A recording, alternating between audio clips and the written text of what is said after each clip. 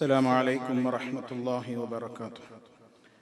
الحمد لله رب العالمين. اللهم صل وسلم وبارك على عبدك ورسولك محمد صلى الله عليه وسلم وعلى آله وصحبه ومن تبعهم بإحسان إلى يوم الدين. أما بعد فإن خير الكلام كلام الله وخير الهدي هدي محمد صلى الله عليه وسلم وشر الأمور محدثاتها وكل محدثة بدعة وكل بدعة ضلالة. أعوذ بالله من الشيطان الرجيم. فبدأ بأوعيتهم قبل وعاء أخيه ثم استخرجها من وعاء أخيه كذلك كدنا ليوسف ما كان ليأخذ أخاه في دين الملك إلا أن يشاء الله نرفع درجات من نشاء وفوق كل ذي علم عليم. قالوا إن يسرق فقد سرق أخ له من قبل فأسرها يوسف في نفسه ولم يبدها لهم قال أنتم شر مكانا والله أعلم بما تصفون.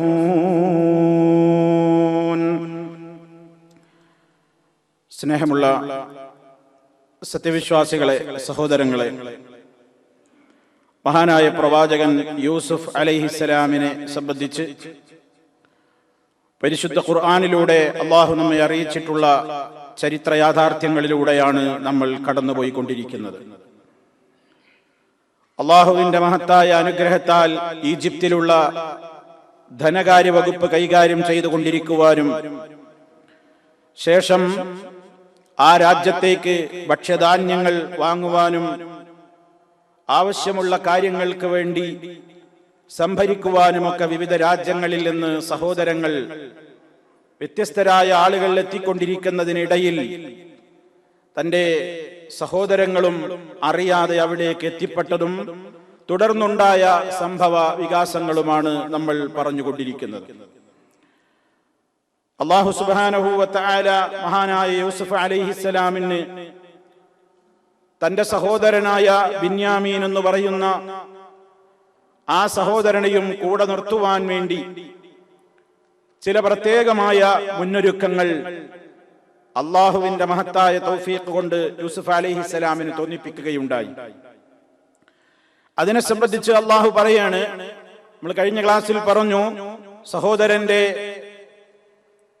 ആ ഭാണ്ഡത്തിനകത്ത് ഈ അളവ് മാത്രം രഹസ്യമായി വെച്ചുവെന്നും പിന്നീട് ഇതാ നിങ്ങൾ മോഷണം നടത്തിയിട്ടുണ്ട് എന്ന് പറഞ്ഞതിന്റെ അടിസ്ഥാനത്തിൽ അവർ തിരിച്ചു വരികയും ഞങ്ങൾ അങ്ങനെ ചെയ്തിട്ടില്ല എന്ന് പറയുകയും ഒക്കെ ചെയ്യുകയും അതിന്റെ ശേഷം മഹാനായ യൂസുഫ് അലൈഹിസ്സലാം അല്ല നിങ്ങൾ ചെയ്തിട്ടുണ്ട്, ഉണ്ടെങ്കിൽ അതിനുള്ള ശിക്ഷ എന്താണ് എന്ന് അവരെ കൊണ്ട് തന്നെ പറയിപ്പിക്കുകയും ആരാണോ മോഷണം നടത്തിയതെങ്കിൽ അയാളെ നിങ്ങൾക്ക് ഇവിടെ വെക്കാം, പിടിച്ചു വെക്കാം എന്ന് പറയുന്ന ആ പ്രത്യേകമായ മറുപടി അവരിൽ നിന്ന് തന്നെ ലഭ്യമാവുകയും ചെയ്തത് കഴിഞ്ഞ ആയത്തുകളിലൂടെ നമ്മൾ മനസ്സിലാക്കുകയുണ്ടായി.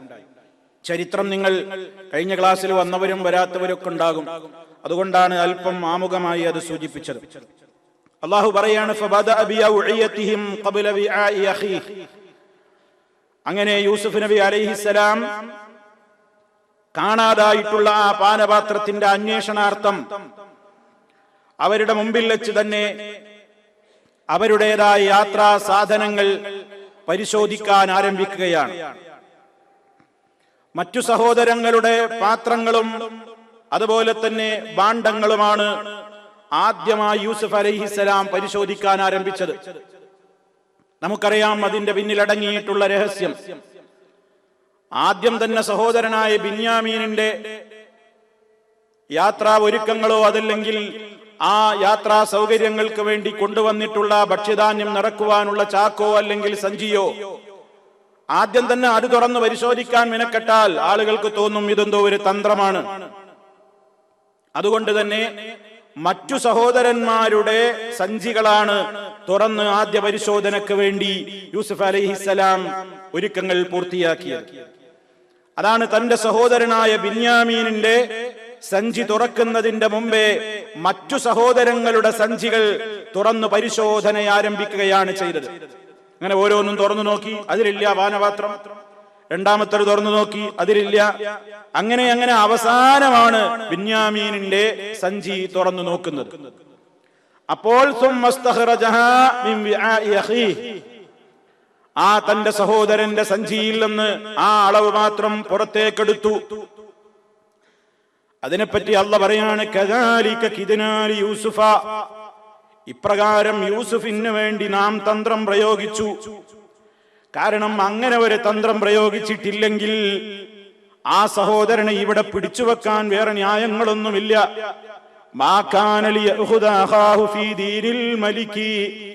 ആ രാജ്യം ഭരിക്കുന്ന രാജാവിന്റെ നിയമ നടപടിക്രമത്തിൽ തന്റെ സഹോദരനെ ഇവിടെ പിടിച്ചു വെക്കാൻ വേറെ ന്യായങ്ങളൊന്നുമില്ല. ഇല്ല അല്ലാഹു ഉദ്ദേശിക്കുന്നതായാലല്ലാതെ. അതുകൊണ്ടാണ് റബ്ബ് ഇങ്ങനെ ഒരു തീരുമാനം യൂസുഫ് അലൈഹിസ്സലാമിന്റെ മനസ്സിൽ തോന്നിപ്പിക്കുകയാണ്.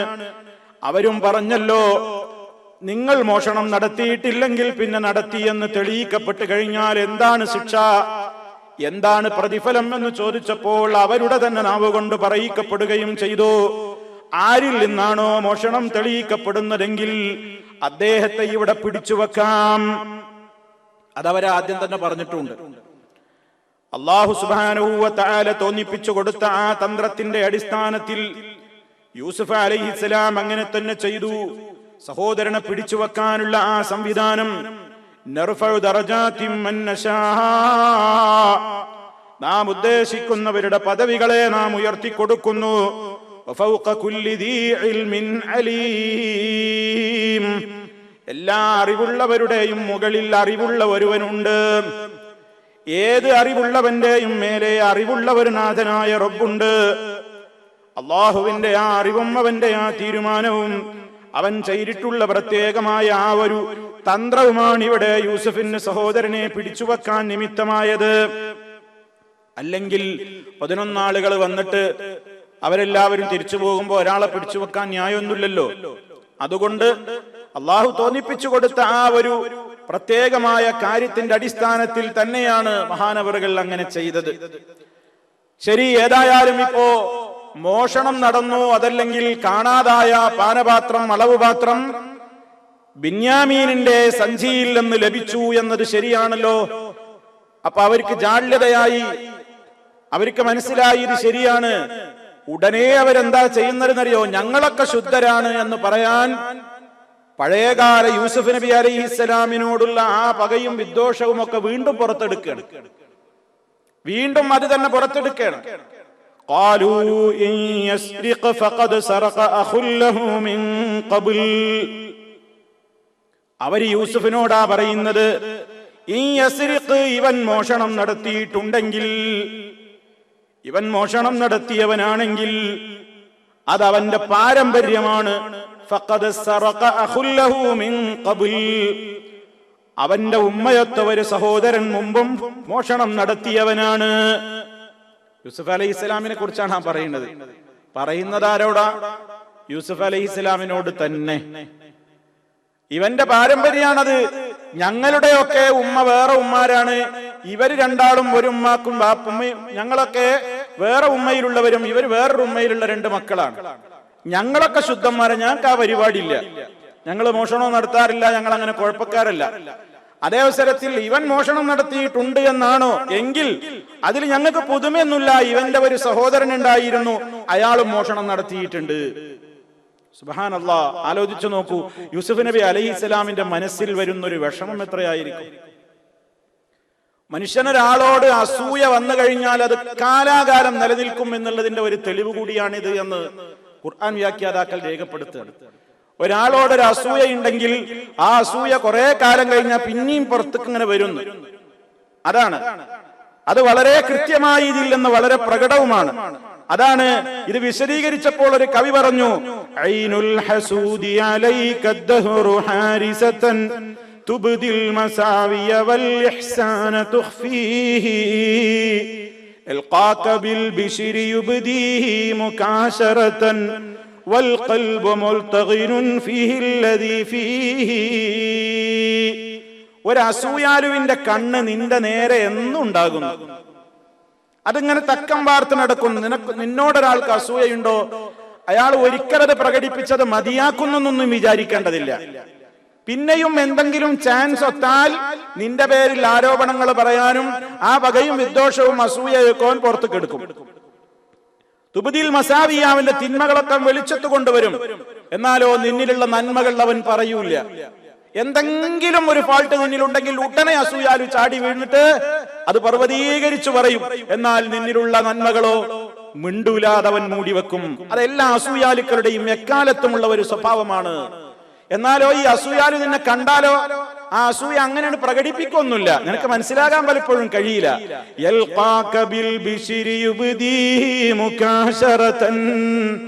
അവൻ നിന്നെ കാണുമ്പോൾ പുഞ്ചിരിക്കുന്നു. ആ ചിരി വാസ്തവത്തിൽ ചിരിയല്ല, അവന്റെ ഉള്ളിൽ ഒരു ഇളിയാണത്. മുകാശറയാണ്, ഒരു ചിരിയല്ല, അതിനെ സ്നേഹിച്ച് ചിരിക്കുന്നതല്ല. വൽ ഖൽബു മുൽതഗിനുൻ ഫീഹി അല്ലദീ ഫീഹി, അവന്റെ ഹൃദയത്തിൽ ആ പതഞ്ഞു പൊങ്ങുന്ന രോഷവും ആ പകയുമൊക്കെ അവിടെ തന്നെ ഇങ്ങനെ സ്ഥിരമായി നിലനിൽക്കുന്നുണ്ട്. അവസരം കിട്ടിയാൽ നിന്നെ കൊത്തും, അവസരം കിട്ടിയാൽ നിന്നെ പറ്റി പോരാത്തത് പറയും.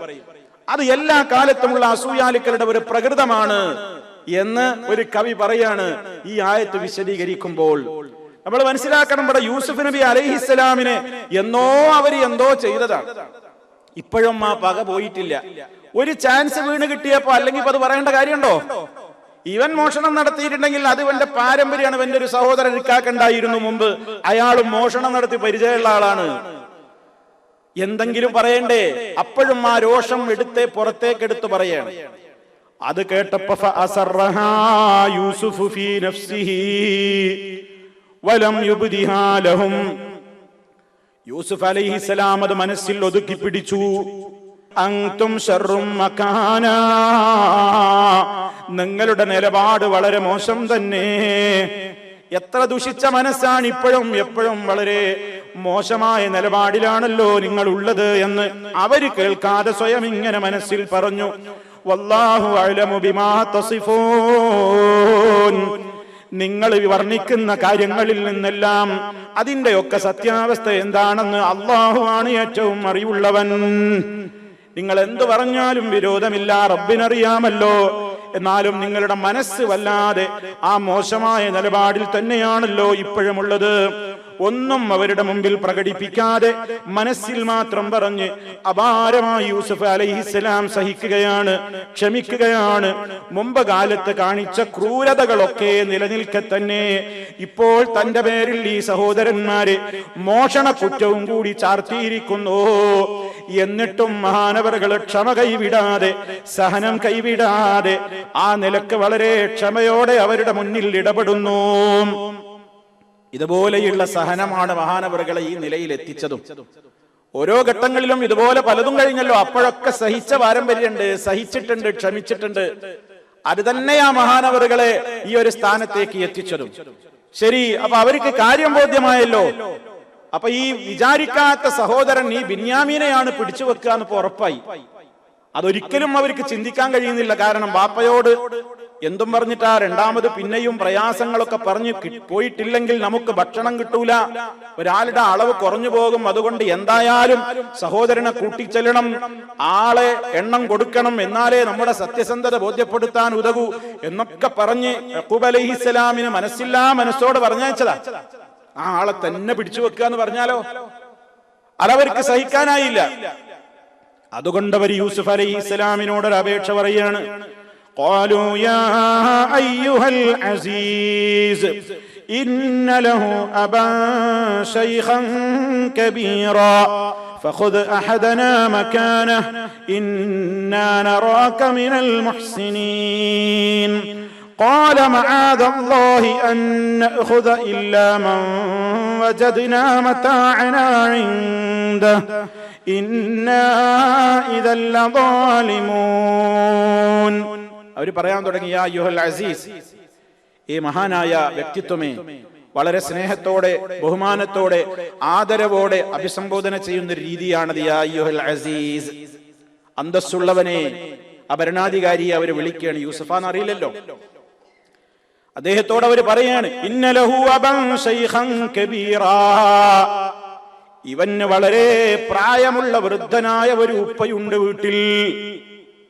വളരെ പ്രായം ചെന്ന് കിഴവനായ ഒരു ഉപ്പയുണ്ട് ഇയാൾക്ക്.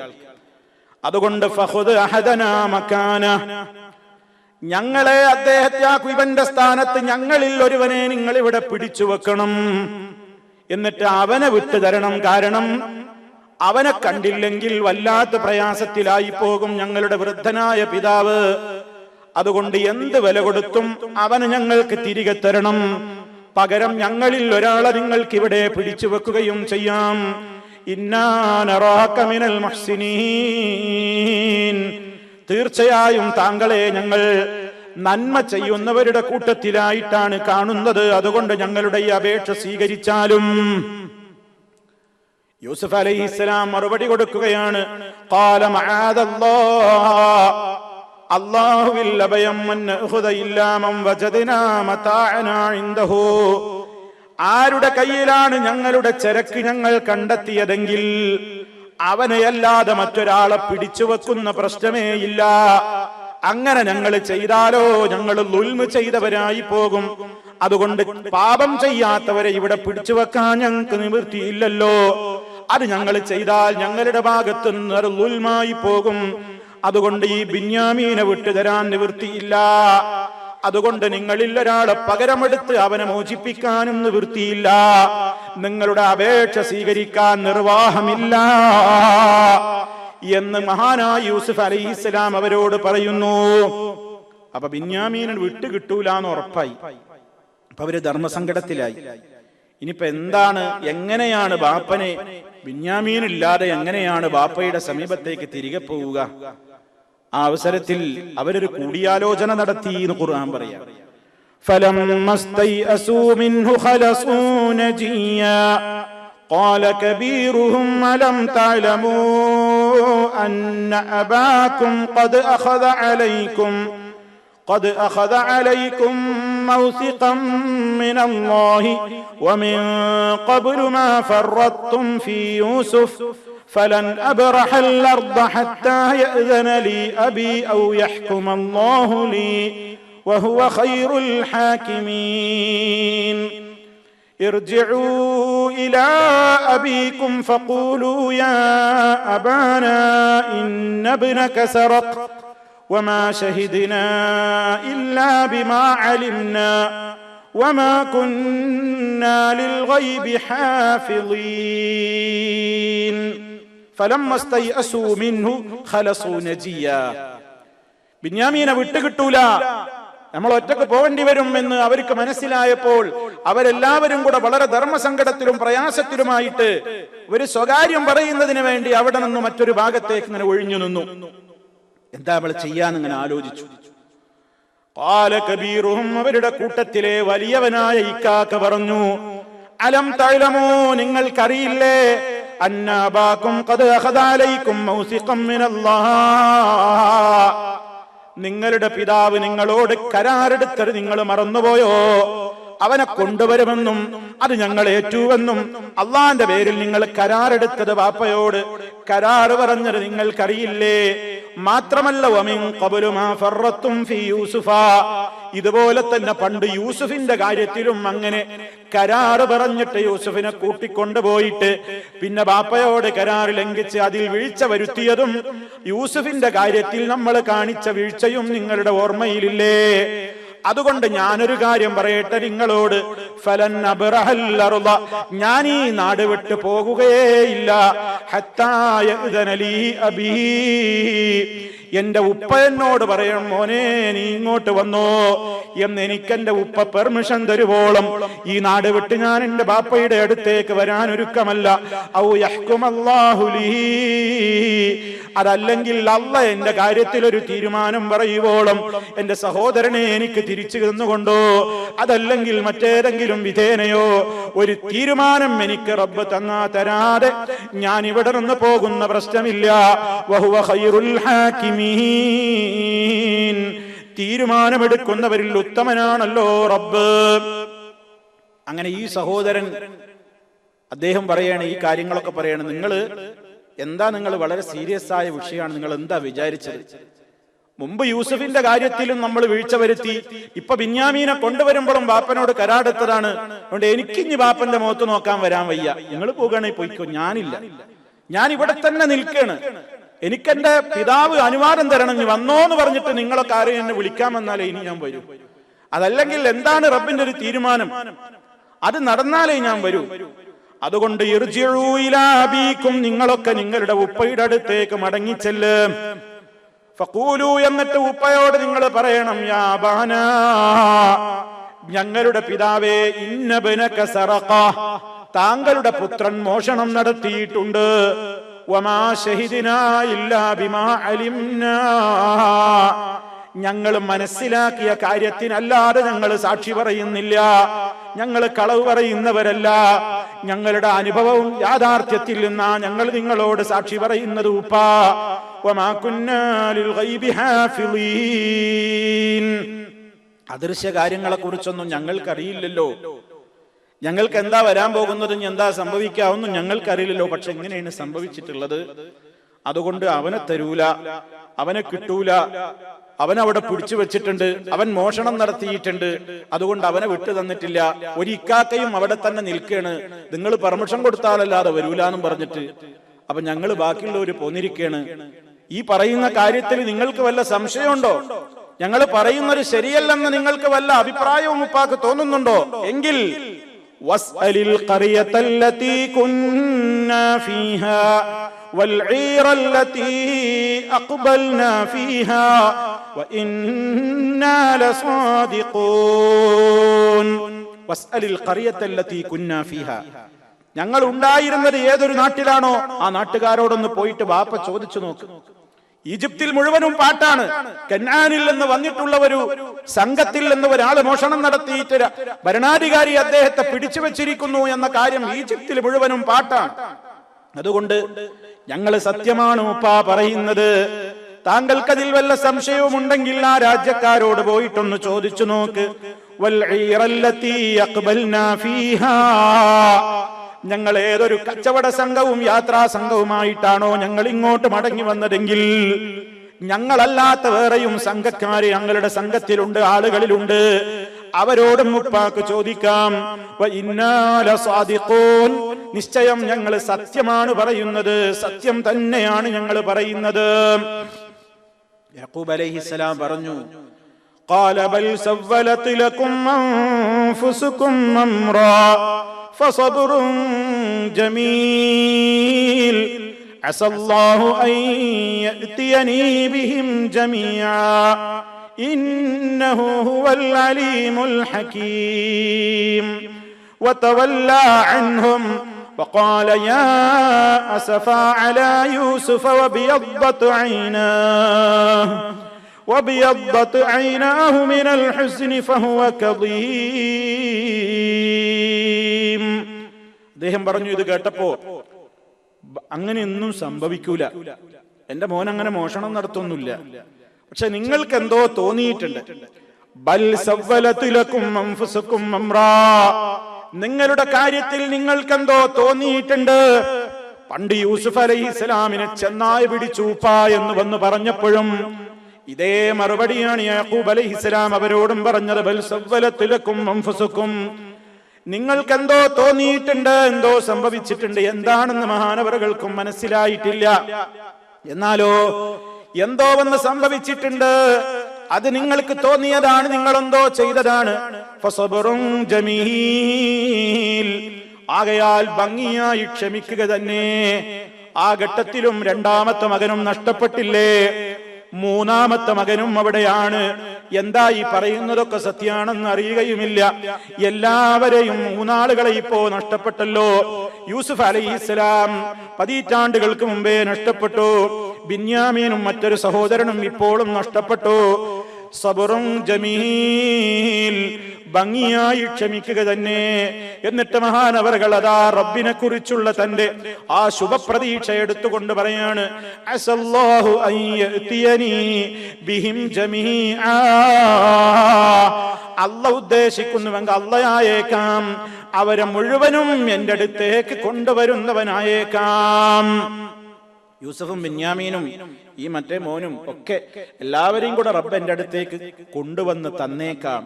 ഇന്നഹു ഹുവൽ അലീമുൽ ഹകീം, നിശ്ചയം അവനെല്ലാം അറിയുന്നവനാണ്, എല്ലാം അഗാധമായ ജ്ഞാനമുള്ളവനാണ്. യഖൂബ് അലൈഹിസ്സലാമിന്റെ മനസ്സിൽ പണ്ടേ ഒരു സ്വപ്നത്തിന്റെ കഥയുണ്ടല്ലോ. 11 നക്ഷത്രങ്ങളും സൂര്യനും ചന്ദ്രനും വന്ന് സുജൂദ് ചെയ്യും, നമിക്കും എന്ന് പറഞ്ഞത് മഹാനവറുകളുടെ മനസ്സിൽ അതുണ്ട്.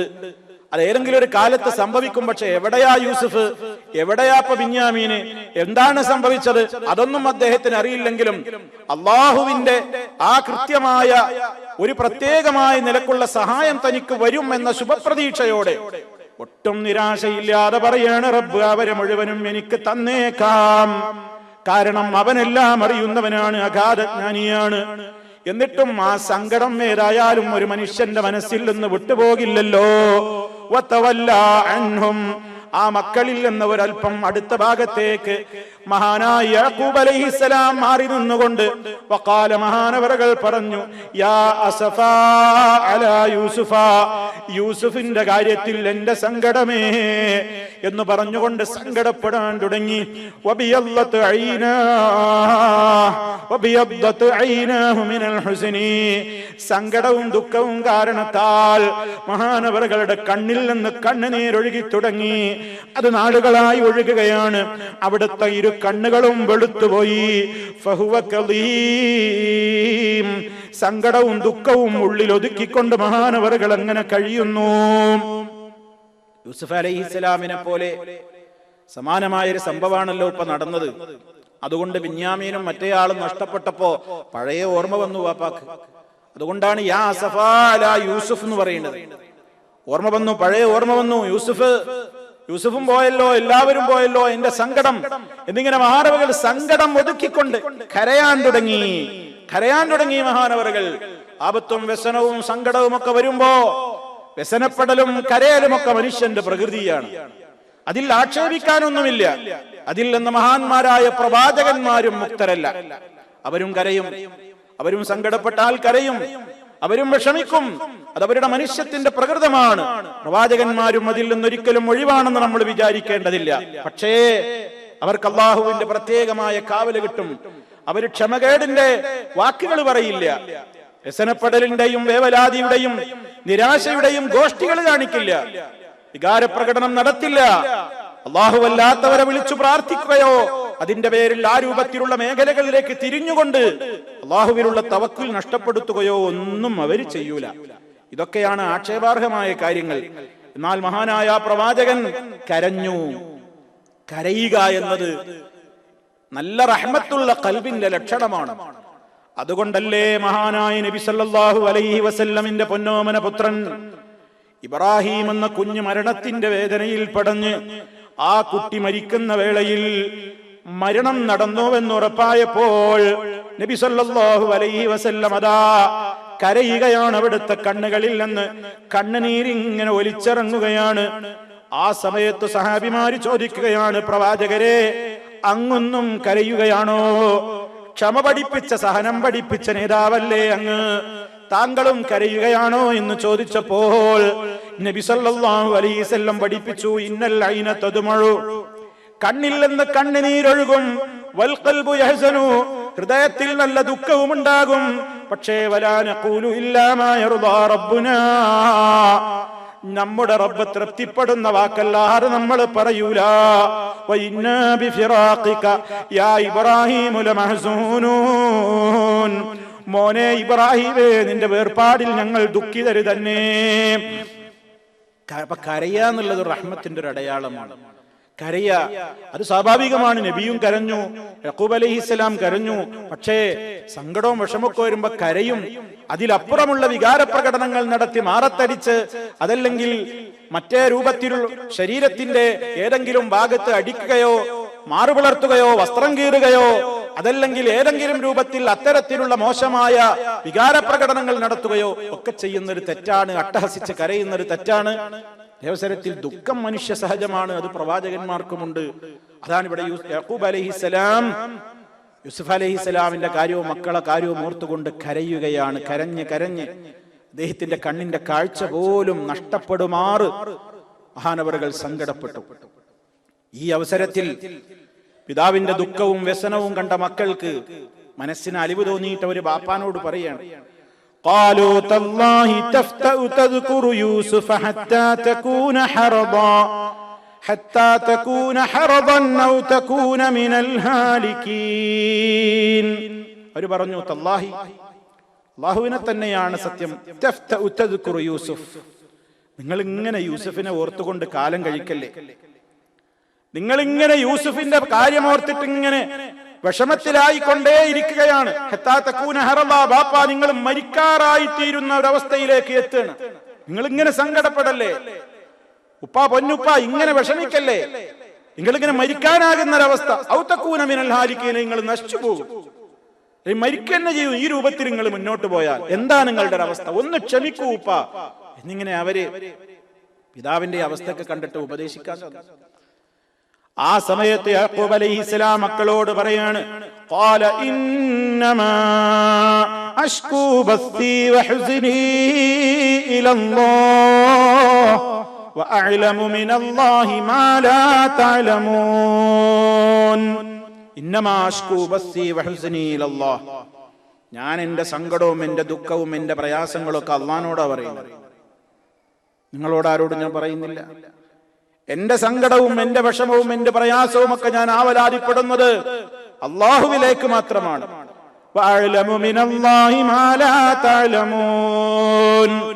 നിങ്ങൾക്കറിയാത്ത പലതും എനിക്കറിയാം.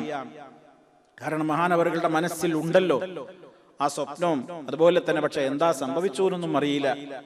എന്തെങ്കിലും ഒരു കാര്യം എന്റെ റബ്ബിനൊരു തുറവി തന്നേക്കും എന്ന പ്രതീക്ഷയിൽ തന്നെയാണ് പ്രാർത്ഥിച്ചുകൊണ്ടേയിരിക്കുകയാണ് മഹാനായ യാക്കൂബ് അലൈഹിസ്സലാം. വഹീ മുഖേന മറ്റുള്ള ആളുകൾക്ക് ലഭിക്കാത്ത പല വിവരങ്ങളും യാക്കൂബ് അലൈഹിസ്സലാമിന് ലഭിക്കുന്നുണ്ടല്ലോ. യൂസുഫ് അലൈഹിസ്സലാമിന്റെ സ്വപ്നം പുലരും എന്ന കാര്യത്തിൽ അദ്ദേഹത്തിന് സംശയമൊന്നുമില്ല. പക്ഷെ അത് പുലരുന്നത് ഏത് വിധത്തിലായിരിക്കും, എപ്പോഴായിരിക്കും, അത് അദ്ദേഹത്തിനും അറിയില്ല. കാരണം അള്ളാഹു അറിയിച്ചു കൊടുക്കുന്ന കാര്യങ്ങളെ അദൃശ്യത്തിൽ നിന്ന് യൂസുഫ് മഹാനായ പ്രവാചകനായ യാക്കൂബ് അലൈഹിസ്സലാമിനും അറിയൂ. മാത്രമല്ല ബിന്യാമീൻ മോഷ്ടിച്ചിരിക്കാൻ ഇടയില്ല എന്ന് അദ്ദേഹത്തിന് ഉറപ്പാണ്. അതുകൊണ്ടാണ് പ്രതീക്ഷയോടെ പിന്നെയും കാത്തിരിക്കുന്നത്.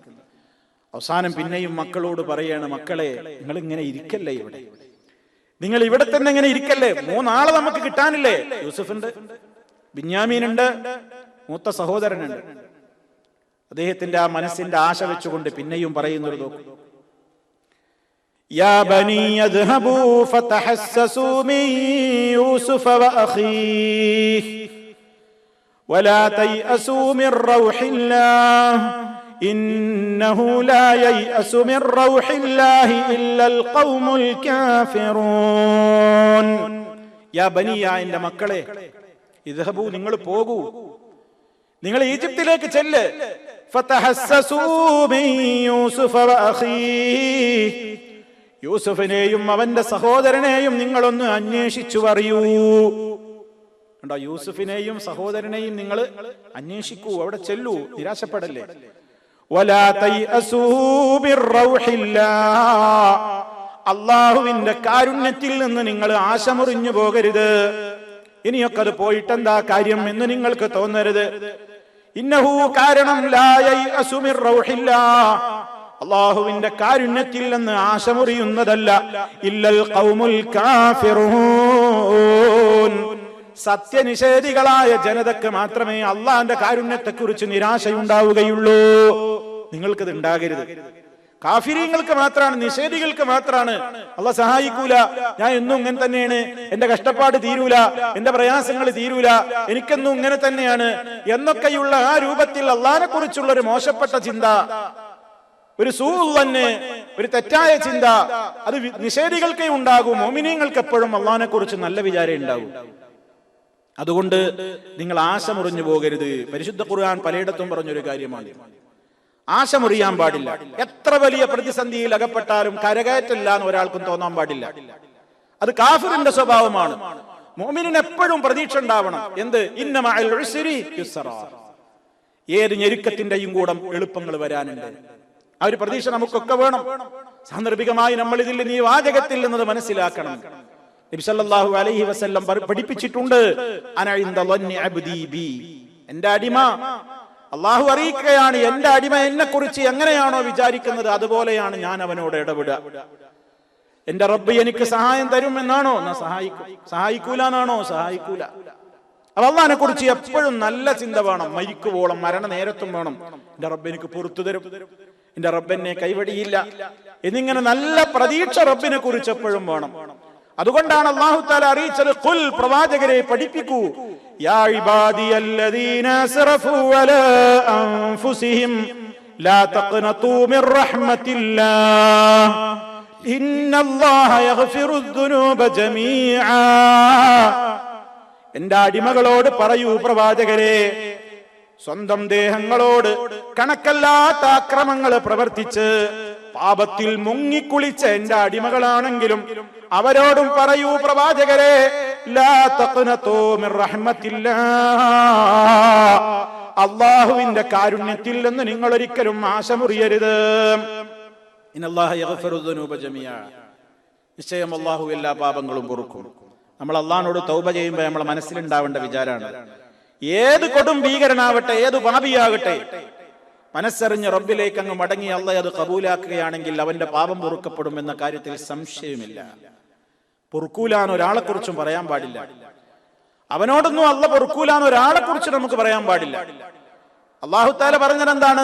ശിർക്കല്ലാത്ത ഏത് പാപങ്ങളും അല്ലാഹു പൊറുക്കും. മരണത്തിന്റെ മുമ്പേ തൗബ ചെയ്യുകയാണെങ്കിൽ ശിർക്കും പൊറുക്കും. ശിർക്കും പൊറുക്കും. ശിർക്ക് ചെയ്തൊരു മനുഷ്യനാണ് അവൻ ജീവിതത്തിൽ തൗബ ചെയ്താൽ ശിർക്കും അല്ലാഹു പൊറുക്കും. പക്ഷേ തൗബ ചെയ്യാതെ മരിച്ചു പോയാലോ ഒരു കാലത്തും പൊറുക്കൂല. അതേവസരത്തിൽ ഏത് ശിർക്കിൽ മുങ്ങിക്കുളിച്ചവനാണെങ്കിലും ഏത് തെറ്റിൽപ്പെട്ടവനാണെങ്കിലും അല്ലാഹുവിലേക്ക് ഖേദിച്ച് മടങ്ങിയാൽ അവൻ പൊറുക്കും. നിരാശ വേണ്ട. പണ്ടേ എങ്ങനെ പാപത്തിൽ കഴിഞ്ഞു, ഇനി ഏതായാലും ഇങ്ങനെ തന്നെയാണ് പോകട്ടെ, മക്കളെയൊക്കെ നന്നാക്ക എന്ന് വിചാരിച്ചിരിക്കണ്ട. ഏത് പാപിയാണെങ്കിലും അല്ലാഹു പുറത്തു തരും. മടങ്ങാൻ തയ്യാറാണോ? റബ്ബ് സ്വീകരിക്കാനും തിരിച്ചെടുക്കാനും സന്നദ്ധനാണ്. അതുകൊണ്ട് നിരാശയുണ്ടാകാൻ പാടില്ല എന്ന്, ഒരിക്കലും നിരാശപ്പെടാൻ പാടില്ല.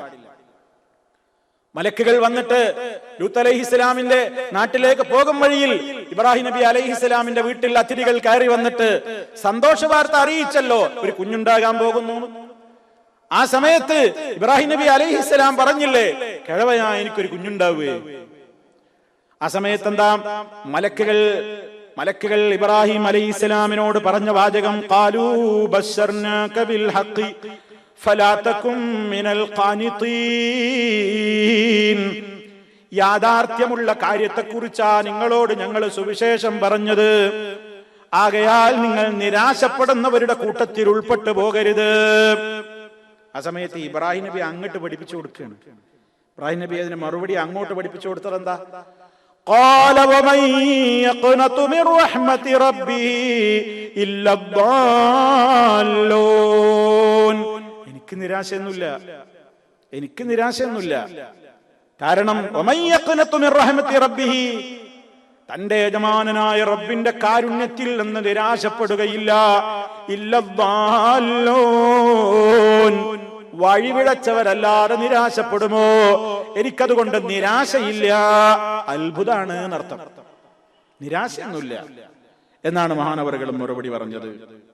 അങ്ങനെ പിതാവ് മക്കളെ പറഞ്ഞേക്കാണ്, മക്കളെ പോയി അന്വേഷിക്കുന്നു, നിരാശപ്പെടല്ലേ, കിട്ടും, ഒരുപക്ഷെ കിട്ടിയേക്കും എന്നും പറഞ്ഞ് യഖൂബ് അലൈഹിസ്സലാമി മക്കളെ പറഞ്ഞേക്കാണ്. അങ്ങനെ മക്കൾ ഈജിപ്തിലെത്തി. വീണ്ടും എത്തിയല്ലോ, കുറച്ചാളുകൾ ഇവിടെ ഉണ്ട്, എല്ലാവരും പോയിട്ടില്ല. സാധാരണ എല്ലാവരും ആ പോകല്. ഇപ്രാവശ്യം കുറച്ച് സഹോദരങ്ങളാ തിരയാൻ പോയത്, കുറച്ചാള് വാപ്പന്റെ അടുത്ത് തന്നെ നിന്നു. അവിടെ എത്തിയ സഹോദരങ്ങൾ فلما دخلوا عليه قالوا يا أيها العزيز مسنا وأهلنا الضر وجئنا ببضاعة مزجاة فأوف لنا الكيل وتصدق علينا إن الله يجزي المتصدقين. അവരെ യൂസുഫ് അലൈഹിസ്സലാമിന്റെ അരികിലേക്ക് പ്രവേശിച്ചപ്പോൾ ഖാലു, അവര് പറഞ്ഞു, യാ അയ്യുഹൽ അസീസ്, ഹേ അന്തസ്സുറ്റ ഭരണാധികാരി, മാന്യനായ ഉദാരനായ വ്യക്തിത്വമേ. അദ്ദേഹത്തെ വളരെ ബഹുമാനാദരവുകളോടെ സംബോധന ചെയ്തിട്ട് പറഞ്ഞു, ഞങ്ങളെ സഹായിക്കണം. മസ്സനാ വ അഹ്ലനാ, ഞങ്ങൾക്കും ഞങ്ങളുടെ കുടുംബത്തിനുമൊക്കെ ദുർറ് ബാധിച്ചിട്ടുണ്ട്. ഞങ്ങൾ വല്ലാത്ത ക്ഷാമത്തിലാണ്, വല്ലാത്ത കഷ്ടത്തിലാണ്. ഇപ്പോൾ വീണ്ടും കനാനിൽ ഞങ്ങളുടെ വീട്ടിൽ പട്ടിണിയാണ്, പ്രയാസങ്ങളാണ്. ഇവിടെ നിന്ന് അങ്ങ് ഞങ്ങൾക്ക് തരുന്ന ഭക്ഷണത്തിന് യോജിച്ച നിലക്കുള്ള ചരക്കുകളും യോജിച്ച നിലക്കുള്ള വിലയുമൊന്നും തരാൻ ഞങ്ങളുടെ കയ്യിലില്ല. അത്ര വറുതിയാണ് വീട്ടിൽ, അത്ര പട്ടിണിയാണ് വീട്ടിൽ. നിങ്ങൾ ഞങ്ങൾക്ക് തരുന്ന ഭക്ഷണത്തിന് യോജിച്ചൊരു വിലയോ ചരക്കുകളോ തിരികെ തരാൻ ഞങ്ങളുടെ കയ്യിൽ ഇല്ലാത്തത് കൊണ്ട് അത്രയൊന്നും ഇല്ലാത്ത കുറച്ച് വിഭവങ്ങളും താഴ്ന്ന നിലക്കുള്ള ചില ചരക്കുകളുമാണ് പകരം തരാൻ ഞങ്ങൾ കൊണ്ടുവന്നിട്ടുള്ളത്. അതുകൊണ്ട് ഇത് താഴ്ന്ന തരത്തിലുള്ള ചരക്കാണ്, നിങ്ങളെടുത്ത് മുഴുവൻ സംഖ്യ തികയൂല എന്നൊന്നും പറഞ്ഞിട്ട് ഞങ്ങളെ ദയവായി മടക്കി അയക്കരുത്. വീട്ടിൽ പ്രയാസമാണ്, ഞെരുക്കമാണ്, ഞങ്ങളുടെ അവസ്ഥയും അങ്ങനെയാണ്, വീട്ടുകാരുടെ അവസ്ഥയൊക്കെ അങ്ങനെയാണ്. അതുകൊണ്ട് ഉള്ള ഈ വിഭവങ്ങൾ അങ്ങ് സ്വീകരിച്ചിട്ട് അളവ് ഞങ്ങൾക്ക് സാധാരണ തരും പോലെ പൂർത്തിയാക്കി തരണേ. പുറമേ നിങ്ങൾ സ്വതക്കയായിട്ടും വല്ലതും തരണം. ഇത് മാത്രം പോരാ, കുറച്ച് ധർമ്മമായിട്ടും നിങ്ങൾ തരണം. വേറെ ചില മുഫസ്സിരീങ്ങൾ പറഞ്ഞു തസദ്ദഖ അലൈനാ എന്ന് പറഞ്ഞതിന്റെ ഉദ്ദേശം ഭക്ഷ്യധാന്യങ്ങൾ പൂർത്തിയാക്കി തരുന്നതോടൊപ്പം കഴിഞ്ഞ പ്രാവശ്യം പിടിച്ചു വെച്ച അനുജനില്ലേ, അവനങ്ങോട്ട് തിരിച്ചു തന്നിട്ട് നിങ്ങൾ ഞങ്ങളോട് കരുണ കാണിക്കണം എന്നാണ് അതിന്റെ ഉദ്ദേശമെന്നും വ്യാഖ്യാനിക്കപ്പെട്ടിട്ടുണ്ട്. എന്തായിരുന്നാലും കൂടുതലുമായിട്ടും അവർ ആവശ്യപ്പെടാൻ. എന്നിട്ട് അവർ പറയാണ്, ഇന്നല്ലാഹ യജ്സിൽ മുതസദ്ദിഖീൻ, ധർമ്മം ചെയ്യുന്നവരെ അല്ലാഹു ഏറെ പ്രതിഫലം അവർക്ക് കൊടുക്കുമല്ലോ. അതുകൊണ്ട് ഞങ്ങൾ കൊണ്ടുവന്നിട്ടുള്ള വിഭവങ്ങളെക്കാളും അപ്പുറം വല്ലതും തന്ന് ഞങ്ങളുടെ മനസ്സിനെ സന്തോഷിപ്പിക്കണേ എന്ന് അവര് വന്നിട്ട് യൂസുഫ് അലൈഹിസ്സലാമിനോട് പറയുന്നു. ഇത്രയൊക്കെ ആയപ്പോഴേക്ക് മഹാനായ യൂസുഫ് അലൈഹിസ്സലാമിനും മനസ്സിന് അലിവ് തോന്നി. ഇനി എത്ര കാലം അത് മൂടി വെക്കുക, ഇനി എത്ര കാലാണിത് പറയാതിരിക്കുക? മഹാനവറുകൾ അവരോട് പറയാണ്, قال هل علمتم ما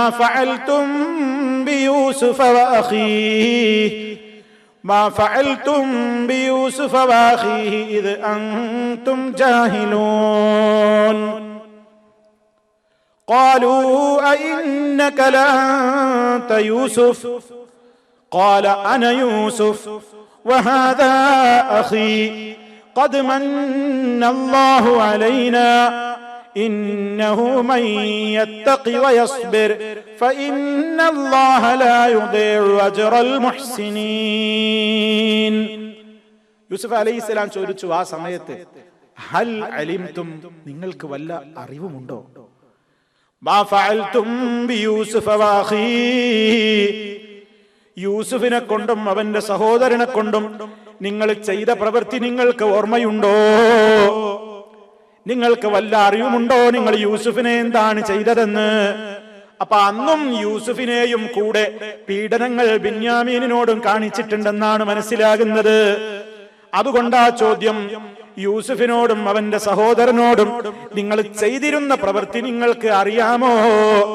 ഇത് അൻതും ജാഹിലൂൻ, നിങ്ങൾ ജാഹിലീങ്ങളായിരുന്ന കാലത്ത് നിങ്ങൾക്ക് വിവരവും വിവേകമൊന്നും ഇല്ലാത്ത അവിവേകം മാത്രം പ്രവർത്തിച്ചിരുന്ന ഒരു കാലം ഉണ്ടായിരുന്നില്ല നിങ്ങൾക്ക്. അന്ന് നിങ്ങൾ ചെയ്തതൊക്കെ ഓർമ്മയുണ്ടോ യൂസുഫിനെ കൊണ്ട്? അത് കേട്ടപാടെ അവർക്ക് ആകെ അത്ഭുതമായി. അവര് ചോദിച്ചു, ഖാലു, അവര് പറഞ്ഞു, ഇന്നക ലഅൻത യൂസുഫ്, നീ യൂസുഫാ?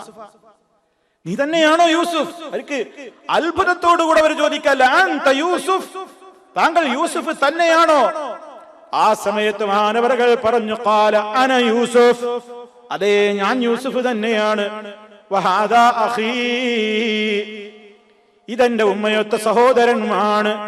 ഖദ് മന്നല്ലാഹു അലൈനാ, ഞങ്ങളുടെ മേൽ അല്ലാഹു അനുഗ്രഹങ്ങൾ ചൊരിഞ്ഞു തന്നു.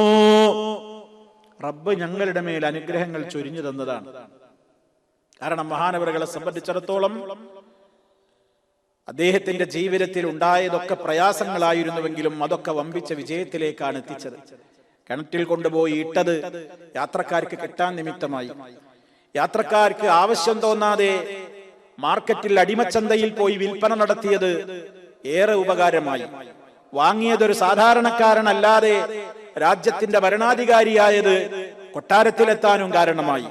കൊട്ടാരത്തിൽ ജീവിച്ചുകൊണ്ടിരിക്കെ മറ്റു സ്ത്രീകളൊന്നുമല്ലാത്ത കൊട്ടാരത്തിന്റെ അന്തഃപുരത്തിൽ ജീവിച്ചുകൊണ്ടിരിക്കുന്ന മഹാറാണിയായി വിലസുന്ന സ്ത്രീ തന്നെ തന്നെ ദ്രോഹിക്കാൻ വന്നതും ജയിലിന്റെ അകത്തേക്ക് പോകാൻ നിമിത്തമായി.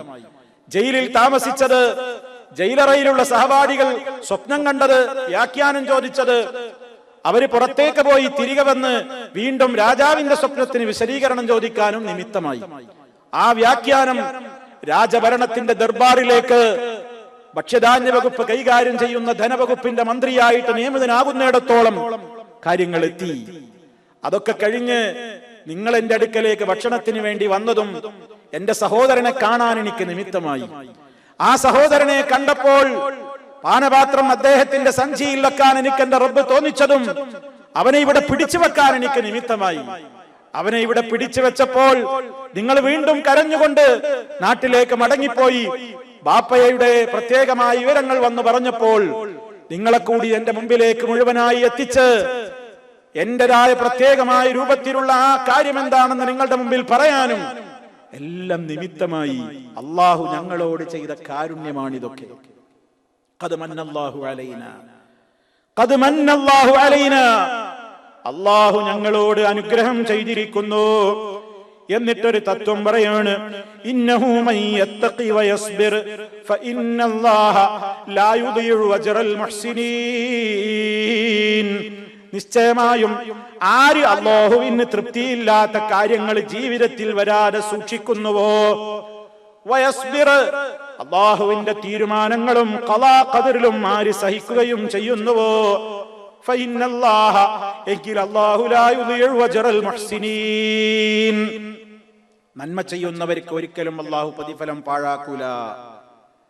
ഇത്രകാലം സൂക്ഷിച്ച് ജീവിച്ചതിന്റെ, ഇത്രകാലം സഹിച്ചതിന്റെ, ക്ഷമിച്ചതിന്റെ പ്രതിഫലമാണ് റബ്ബി തന്നിരിക്കുന്നത്. ലോകത്തോട് മുഴുവനുമുള്ള പാഠം പറയാണ്, തഖ്വയിൽ ജീവിച്ചാൽ, സഹനത്തിൽ ജീവിച്ചാൽ അല്ലാഹു കൈവടിയൂല. കുറച്ചു കാലമൊക്കെ പ്രയാസപ്പെട്ടാലും, ഒരുപാട് കാലം പ്രയാസപ്പെട്ടാലും അവസാനം ഒരു വിജയം ഉണ്ടാകും, അവസാനം ഒരു സമാധാനം ഉണ്ടാകും. പടച്ച റബ്ബ് അവനെ സൂക്ഷിച്ച് ജീവിച്ചവരെയും അവന്റെ പേരിൽ സഹിച്ചവരെയും പ്രതിഫലം പാഴാക്കൂല, അവർക്ക് നന്നായിട്ട് വിജയം കൊടുക്കും എന്നുകൂടി മഹാനവറുകൾ ചേർത്ത് പറയാം. ഇവർക്ക് കുറ്റം ബോധ്യമായി, ഇവർക്ക് അവരുടേതായ ചെയ്തികൾ പരിപൂർണമായും പിടിക്കപ്പെട്ടു എന്ന് മനസ്സിലായി. ഖാലൂ തല്ലാഹി ലഖദ് ആസറകല്ലാഹു അലൈനാ വഇൻ കുന്നാ ലഖാതിഈൻ. അവർ പറയാൻ തുടങ്ങി, തല്ലാഹ്, അല്ലാഹുവിനെ തന്നെയാണ് സത്യം. ലഖദ് ആസറകല്ലാഹു അലൈനാ, അല്ലാഹു താങ്കളെ ഞങ്ങളെക്കാൾ എന്തുകൊണ്ടും തെരഞ്ഞെടുത്തു. ബാപ്പയുടെ 12 മക്കളിൽ ഞങ്ങൾക്കാർക്കുമില്ലാത്ത ഫضലുകളും ശ്രേഷ്ഠതകളും പ്രത്യേകതകളും ഒക്കെ താങ്കൾക്ക് നൽകിക്കൊണ്ട് അല്ലാഹു താങ്കളെ ഞങ്ങളെക്കാൾ തെരഞ്ഞെടുത്തു. വഇൻ കുന്നാ ലഖാതിഈൻ, ഞങ്ങൾ തെറ്റുകാർ തന്നെയാണ്, ഞങ്ങൾ അബദ്ധം ചെയ്തവർ തന്നെയാണ്, നിശ്ചയമായും ഞങ്ങൾ തെറ്റുകാർ തന്നെയാണ്. എന്ത് ശിക്ഷയും ഞങ്ങളുടെ മേൽ അങ്ങേക്കെടുക്കാം. قال لا تثريب عليكم اليوم يغفر الله لكم وهو أرحم الراحمين. യൂസുഫ് അലൈഹിസ്സലാം പറഞ്ഞു, ലാ തസ്രീബ അലൈക്കുമുൽ യൗം, ഇന്നത്തെ ദിവസം ഞാൻ നിങ്ങളോട് ഒരു കുറ്റത്തിനുള്ള പ്രതികാരവും എടുക്കാൻ ഉദ്ദേശിക്കുന്നില്ല, ഞാൻ നിങ്ങളോട് ഒരു ശിക്ഷാ നടപടിയും എടുക്കാൻ ഉദ്ദേശിക്കുന്നില്ല.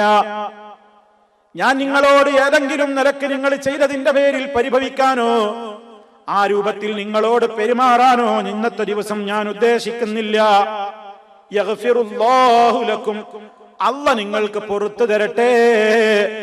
വഹുവ അർഹമുർ റഹീമീൻ, കാരുണ്യവാന്മാരിൽ വെച്ച് ഏറ്റവും കരുണ ചെയ്യുന്നവനാണല്ലോ ആ റബ്ബ്. എന്തുമാത്രം ഒരു ക്ഷമയാണത്! എന്താണ് അതിന്റെ ഒരു മാനസികമായ കരുത്ത്! കുറച്ചു നേരം, കുറച്ചു കാലം ജ്യേഷ്ഠനോ അനുജനോ എന്തെങ്കിലും പ്രയാസപ്പെടുത്തിയിട്ട് പിന്നെ അവനെ കൈ കിട്ടിയാൽ എന്തൊക്കെയാ നമ്മൾ ചെയ്യാ? തന്നെ ദ്രോഹിച്ചവരെ വെറുതെ വിടുവോ? തന്നെ പ്രയാസപ്പെടുത്തിയവരെ വെറുതെ വിടുവോ?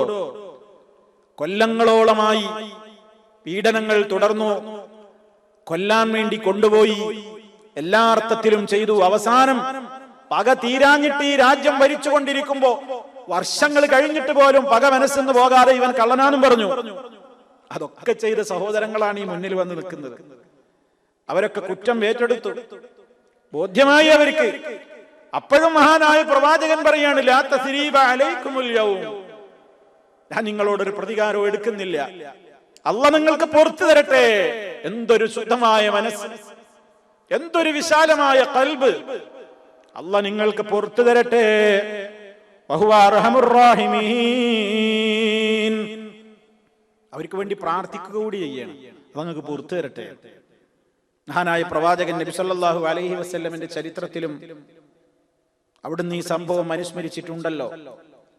മക്കം ഫത്ഹ് നടന്ന് മക്ക രാജ്യത്തിന്റെ ഭരണ ചെങ്കോൽ മഹാനായ മുഹമ്മദ് നബി സല്ലല്ലാഹു അലൈഹി വസല്ലമിന്റെ കരങ്ങളിൽ വന്നപ്പോൾ തന്നെ ആട്ടിപ്പുറത്താക്കിയ ഖുറൈശികളായ ആളുകളിൽ പലരും അവിടെയുണ്ട്. പിറന്ന നാടിൽ നിന്ന് തന്നെ ആട്ടിപ്പായിച്ച തന്റെ അരിമ ശിഷ്യന്മാരെ പീഡിപ്പിച്ച ധാരാളക്കണക്കിന് ആളുകൾ അവിടെയുണ്ട്. മക്ക ജയിച്ചടക്കി അവരോട് എന്തും പ്രതികാരം ചെയ്യാൻ കഴിവുള്ള നേരത്ത് നബി സല്ലല്ലാഹു അലൈഹി വസല്ലം അവരോട് ചോദിച്ചു, യാ മഅ്ശറ ഖുറൈശ്, അല്ലയോ ഖുറൈശികളെ, മാ തറൗന അന്നി ഫായിലുൻ ബിക്കും, ഞാൻ നിങ്ങളെ കൊണ്ട് എന്ത് ചെയ്യുമെന്നാ നിങ്ങൾ വിചാരിക്കുന്നത്? നിങ്ങളെന്നെ അത്രയും ദ്രോഹിച്ചവരല്ലേ, അത്രയും നിങ്ങൾ എന്നെ പീഡിപ്പിച്ചവരല്ലേ, പ്രയാസപ്പെടുത്തിയവരല്ലേ. ഇപ്പൊ എന്റെ കയ്യിലാണ് അധികാരം, ഞാൻ നിങ്ങളെ ഇപ്പോൾ എന്തു ചെയ്യുമെന്നാ നിങ്ങളുടെ വിചാരം? അവര് പറഞ്ഞു, ഖാലൂ ഖൈറാ, നല്ലതേ ഞങ്ങൾ താങ്കളിൽ നിന്ന് പ്രതീക്ഷിക്കുന്നുള്ളൂ. കാരണം അഖുൻ കരീം വബ്നു അഖിൻ കരീം, മാന്യനായ സഹോദരൻ, മാന്യ സഹോദരന്റെ പുത്രൻ. എല്ലാ അർത്ഥത്തിലും താങ്കളുടെയും കുടുംബത്തിന്റെ ഒക്കെ പാരമ്പര്യം മാന്യതയാണ്, ഉദാരതയാണ്. അവസരത്തിൽ നബി സല്ലല്ലാഹു അലൈഹി വസല്ലം പറയാണ്, فإني أقول لكم كما قال يوسف لإخوته, ഞാനിതാ നിങ്ങളോട് ഇന്ന് പ്രഖ്യാപിക്കാൻ പോവുകയാണ്, പ്രഖ്യാപിക്കുന്നു. യൂസുഫ് തന്റെ സഹോദരങ്ങളോട് പ്രഖ്യാപിച്ചതുപോലെ, ലാ തസ്രീബ അലൈക്കും, നിങ്ങളുടെ മേൽ നിയമ നടപടികളൊന്നും എടുക്കാൻ ഞാൻ ആളല്ല, ഞാനത് ചെയ്യുന്നില്ല. ഇദ്ഹബൂ, പൊയ്ക്കോ എല്ലാവരും, ഫഅൻതും തുലഖാ, നിങ്ങളൊക്കെയും മോചിതരാണ്, എനിക്കൊന്നും നിങ്ങളോട് ചെയ്യുന്നില്ല, പൊയ്ക്കോളിന്നെല്ലാരും, ഞാനൊന്നും ചെയ്യുന്നില്ല. മഹാനായ നബി സല്ലല്ലാഹു അലൈഹി വസല്ലമ വളരെ ഗൗരവത്തോടുകൂടി, വളരെ സ്നേഹത്തോടുകൂടി ആ സമൂഹത്തിന് പുറത്തു കൊടുക്കുകയാണ്. ആ സമയത്ത് നബിതങ്ങൾ പറഞ്ഞ വാചകമാണ് നമ്മൾ ഈ കേട്ടത്. അഖൂലു ലക്കും, ഞാൻ നിങ്ങളോട് പറയുന്നു, കമാ ഖാല യൂസുഫ് ലിഇഖ്വതിഹി, യൂസുഫ് തന്റെ സഹോദരങ്ങളെ പറഞ്ഞത് വാക്ക്, ലാ തസ്രീബ അലൈക്കും, നിങ്ങളുടെ മേൽ കുറ്റ നടപടികളൊന്നും ഞാൻ എടുക്കുന്നില്ല. ഇദ്ഹബൂ, പൊയ്ക്കോളൂ, ഫഅൻതും തുലഖാ, നിങ്ങളൊക്കെ മോചിതരാണ്, നിങ്ങളൊക്കെ മോചിതരാണ് എന്ന്. മഹാനായ നബി സല്ലല്ലാഹു അലൈഹി വസല്ലമിന്റെ കാരുണ്യത്തിന് ലോകത്ത് ഏറ്റവും വലിയ മാതൃകയായി എണ്ണപ്പെടുന്ന ഈ വാചകം പോലും ഇസ്ലാം വിരുദ്ധ ശക്തികൾ വളച്ചൊടിച്ചു. ഇസ്ലാം വിരുദ്ധ ശക്തികൾ വളച്ചൊടിച്ചു. തുലഖാ എന്ന പദത്തിന് നിരുപാധികം വിട്ടയക്കപ്പെട്ടവർ എന്നാണ് അർത്ഥം. പക്ഷേ അറബി ഭാഷയിൽ ഡിക്ഷണറി എഴുതിയ ഒരു ക്രിസ്ത്യൻ പുരോഹിതൻ അറബി ഭാഷയിൽ ഒരു ഡിക്ഷണറി എഴുതിയപ്പോ തുലഖാ എന്നുള്ളതിന് അദ്ദേഹം കൊടുത്ത അർത്ഥം എന്താണെന്നറിയോ? നിർബന്ധിതരായി ഇസ്ലാമിൽ ചേർക്കപ്പെട്ട നിലക്ക് മോചിപ്പിക്കപ്പെട്ടവൻ. നബി സല്ലല്ലാഹു അലൈഹി വസല്ലമിന്റെ ഈ കാരുണ്യത്തെ മറച്ചുവെക്കാൻ, അപ്പൊ എന്തായി അർത്ഥം? നിങ്ങളൊക്കെ പൊയ്ക്കോ, പക്ഷെ ഒരു കണ്ടീഷൻ ഉണ്ട്, ഇസ്ലാമിൽ പൂർണ്ണമായിട്ട് ഇപ്പൊ കയറണം, അല്ലെങ്കിൽ വിടൂല. ആ രൂപത്തിലുള്ള അർത്ഥം ആ ഒരു പദത്തിന് നൽകിക്കൊണ്ട് പോലും ഡിക്ഷണറികളിൽ വരെ വിഷം കുത്തിവെച്ച് ഇസ്ലാമിന്റെ പ്രവാചകന്റെ കാരുണ്യത്തെ മൂടിവെക്കാൻ ഏത് കാലഘട്ടത്തിലും ശ്രമങ്ങൾ ഉണ്ടായിട്ടുണ്ട് എന്നുള്ളതിന്റെ ഒരു ഉദാഹരണമാണ്. സാന്ദർഭികമായി ഓർമ്മപ്പെടുത്തി എന്ന് മാത്രം. ഏതായാലും സഹോദരങ്ങളെ, മഹാനായ പ്രവാചകന്റെ ജീവിതത്തിൽ ഉണ്ടായ എല്ലാ പരീക്ഷണങ്ങളും അദ്ദേഹത്തിന്റെ വിജയത്തിന്റെ നിമിത്തമായി മാറുകയാണ് ഉണ്ടായത്. അള്ളാഹു ഏതൊരു കാര്യം ചെയ്യുമ്പോഴും നമ്മൾ മനസ്സിലാക്കണം, താൽക്കാലികമായി നമുക്കതുകൊണ്ട് വിഷമം തോന്നിയേക്കാം, പക്ഷെ നമ്മൾ വിചാരിക്കാത്തൊരു വിജയത്തിലേക്കായിരിക്കും അള്ളാഹു ആ പ്രയാസങ്ങളെയെല്ലാം കാരണമാക്കി മാറ്റുന്നത്. അതുകൊണ്ടാണ് ഏത് പ്രയാസം വന്നാലും വിഷമം വന്നാലും വിജയമുണ്ടാകും, തുറസ്സുണ്ടാകും എന്ന ആശ മുറിയാതെ റബ്ബിനോട് പ്രാർത്ഥിച്ചുകൊണ്ടിരിക്കണം, ശുഭപ്രതീക്ഷ കൈവിടരുത് എന്ന് പറയുന്നത്. അല്ലാഹു സുബ്ഹാനഹു വ തആല അമ്പിയാക്കളുടെ പാതകൾ മനസ്സിലാക്കുകയും അതനുസരിച്ചുകൊണ്ട് ജീവിതത്തിന്റെ സർവ്വമേഖലകളെയും ക്രമീകരിക്കുകയും ശുദ്ധീകരിക്കുകയും ചെയ്യുന്ന നല്ലവരിൽ നമ്മെ ഓരോരുത്തരെയും ഉൾപ്പെടുത്തി അനുഗ്രഹിക്കുമാറാകട്ടെ. എല്ലാവിധത്തിലുള്ള പ്രയാസങ്ങളിൽ നിന്നും അള്ളാഹു നമുക്ക് മോചനം നൽകുമാറാകട്ടെ. മാരകമായ രോഗങ്ങളിൽ നിന്ന്, കഷ്ടപ്പാടുകളിൽ നിന്ന് അള്ളാഹു നമ്മെ രക്ഷിക്കുമാറാകട്ടെ. നമ്മുടെ പള്ളിയിലും ഈ ക്ലാസിന്റെ വേദിയിലും ഒക്കെ മുടങ്ങാതെ വന്നിരുന്ന ഒരു സഹോദരൻ അല്പം പ്രയാസകരമായ ഒരവസ്ഥയിൽ ഒരു ഓപ്പറേഷൻ നേരിട്ടുകൊണ്ട് ആസ്പത്രിയിലാണ്. അള്ളാഹു അദ്ദേഹത്തിന്റെ രോഗം പൂർണ്ണമായും ശിഫയാക്കണമേ നാഥ.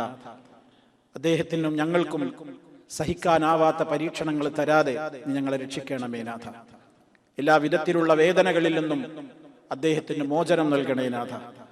اللهم ربنا آتنا في الدنيا حسنة وفي الآخرة حسنة وقنا عذاب النار. اللهم اجعل هذا البلد آمنا مطمئنا وسائر بلاد العالمين. ربنا آتنا في الدنيا حسنة وفي الآخرة حسنة وقنا عذاب النار. اللهم توفنا مسلمين وألحقنا بالصالحين والحمد لله رب العالمين. اللهم صل على محمد وعلى آل محمد. والسلام عليكم ورحمة الله وبركاته.